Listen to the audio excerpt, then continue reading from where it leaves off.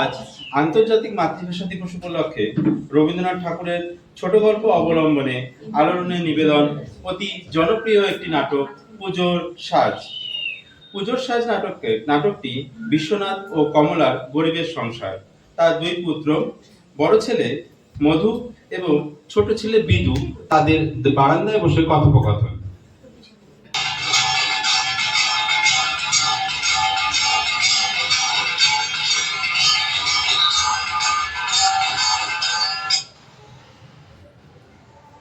এই বিদু, এগুলো কি রে?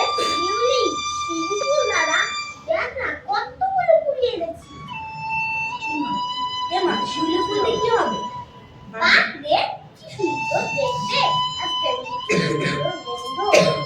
এবার না শুনলে আমি শিউলি ফুলের ফুল ইচ্ছা করে। একটা যাচ্ছে তাই রকমের বোকা। তখন কত করে বললাম আমার সঙ্গে যেতে।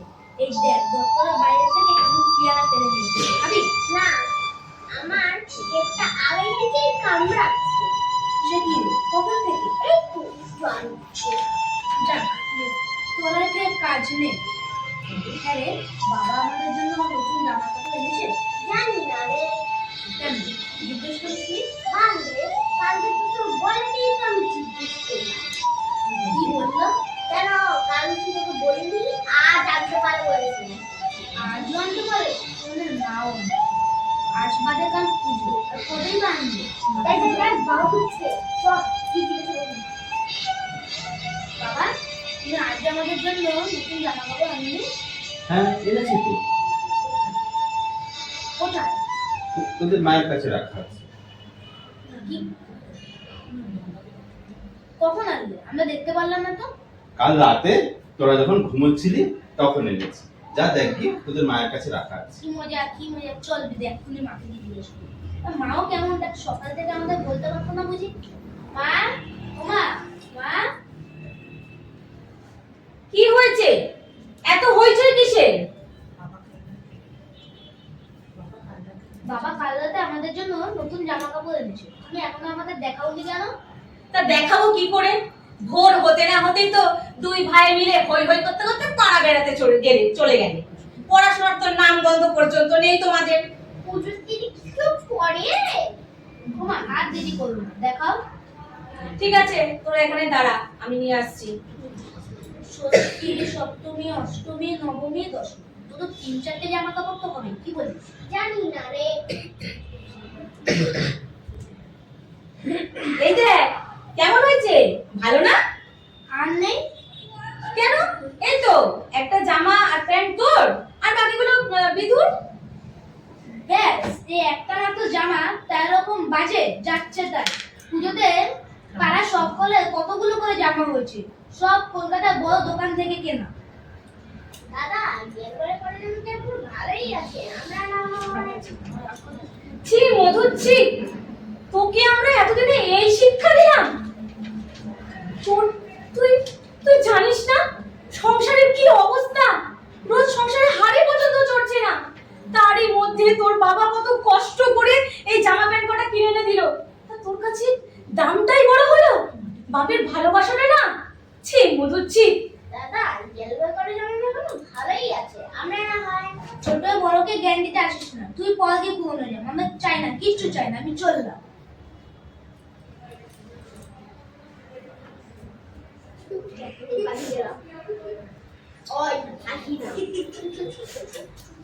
এই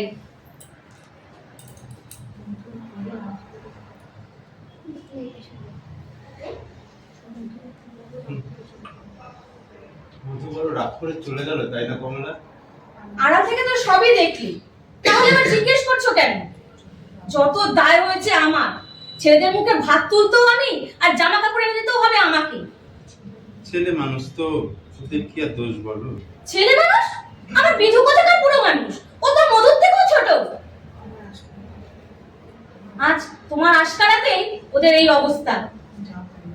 যখন যা বায়না করেছে তাই এনে দিয়েছো, এখন ঠেলা সামলাও। সব কি আর এনে দিতে পেরেছি?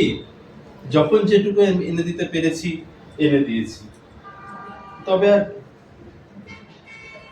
তবে আর কি? ছেলেরা বুঝতে শেখেনি, সব দিন কি সমান যায়? ওরা ছোট মানুষ, আশেপাশের কাউকে তো এরকম আত্মান্তরে আর পড়তে হয়নি, ওদের কি দোষ বলো? তার জন্য দায়ী তুমি। তখন পই পই করে বললাম যে জমিটুকু দিয়ে দাও, দিয়ে দাও। গায়ের প্রায় সবাই দিয়ে দিল, তুমি আমার কথা শুনলে না। ও মেয়ে মানুষ তো, মেয়ে মানুষের কথা শুনলে তোমাদের আবার মান যায়। তখন কি আর বুঝেছিলাম? ভেবেছিলাম ওদের তো কারখানা করতেই হবে, আর সেই সুযোগে জমির দামটা একটু বাড়িয়ে নেব। কারখানা তো হলোই না, আর সেই জমি ফেরত পেলেও আর তাতে চাষ হবে না। অতি চালাকের গলায় দড়ি।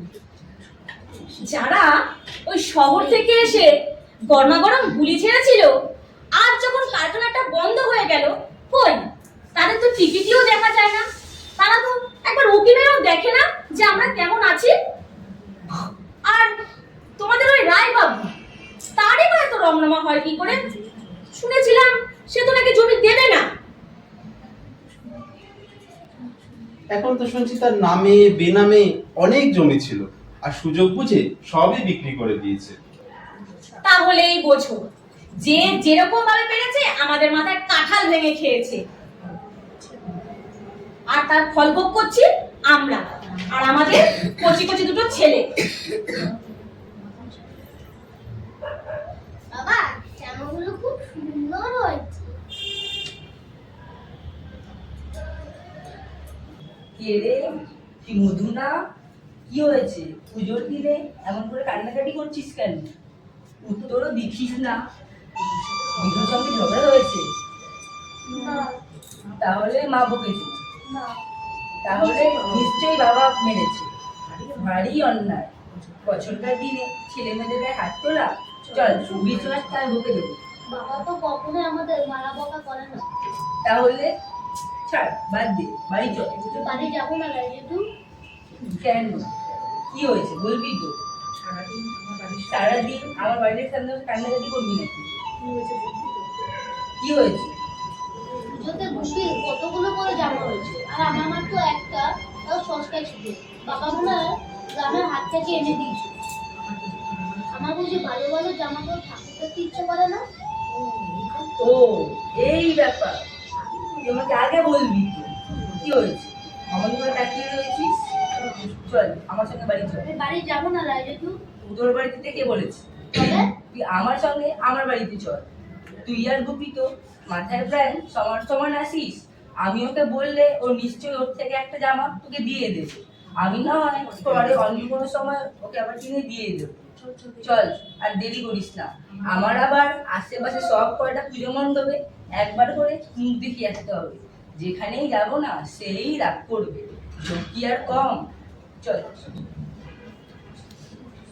মধু, মধু! দাদা, দাদা, রাগ করে কি ছেলেটা কোথায় গেল? বাপ্পাটা নিয়ে চললে কোথায় রে? না মানে তবে এই কাজ তুমি ঠিক করো বিশ্বনাথ।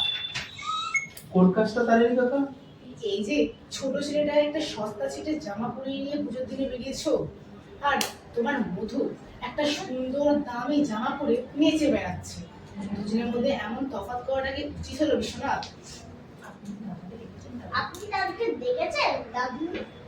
হ্যাঁ মানে না, ওই আসলে আমাকে ডেকে ওর জামাখানি দেখানো। রাস্তায় পথ চলতে সবাইকে ডেকে ডেকে দেখাচ্ছিল কিনা। ছেলে মানুষ তো, নতুন পুরোনো বোঝার এখনো বয়স হয়নি।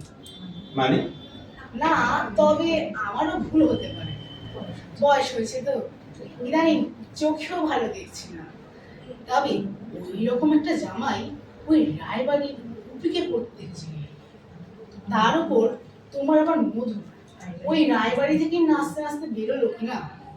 তবে গুপি হচ্ছে কি বড় লোকের ছেলে, একটা নাটক আর কবারই দেখে, কতটাই ভাই পুরনো হয়েছে। তা তুমি বুঝি তোমার এই ছোট ছেলেটাকে নিয়ে ওই রায়বাড়িতে চললে? তা বেশ, তা বেশ। রায়বাবু তো শুনেছি এবার ভোটে দাঁড়াবে, কিছু দান ধ্যান করলে তারও লাভ, আর তোমার আমার মতো গরিব গুরুদেরও সুবিধে। যাই পুজো মণ্ডপে গিয়ে সবাইকে খবরটা দেন। আর হ্যাঁ বাবা বিধু, দেখিস তোর জামাটা যেন তোর দাদার চেয়ে ভালো হয়। চলি। সবই তো শুনলে কমলা। ছি ছি ছি ছি ছি ছি, লজ্জায় আমার মাথা কাটা যায়। আমি আমি এখন পাড়ায় মুখ দেখাই কি করে?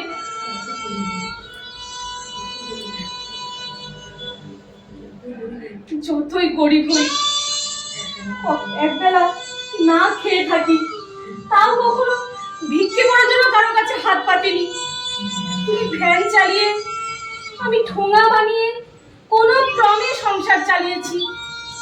আর আমাদের ছেলে হয়ে বিধু কিনা ভিক্ষে করার জামা,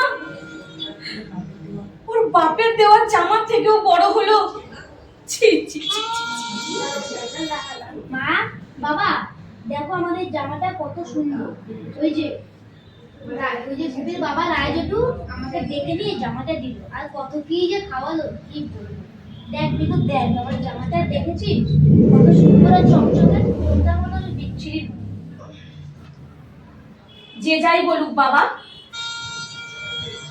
তোমার জামা শুধু মধু কেন, এ পাড়ার সবার থেকে ভালো। কারণ তোমার এই জামায় তোমার বাবার ভালোবাসা আর তোমার মায়ের আশীর্বাদ লেগে আছে।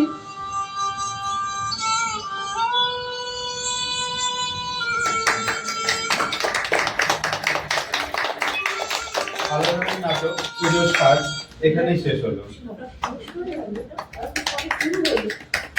ছোট নাটক। আমি সব আমি বিশ্বজিৎ দত্ত, বিশ্বনাথের ভূমিকায়। আমি সুস্মিত রাজবংশী মধুর ভূমিকায়। আমি রনক দত্ত বিদুর ভূমিকায়। আমি পাপিয়া দত্ত কমলার ভূমিকা। আমি উত্তরণ রায় তারিকার ভূমিকায়। আমি স্বপ্নীল মণ্ডল রায়বাবুর ভূমিকায়।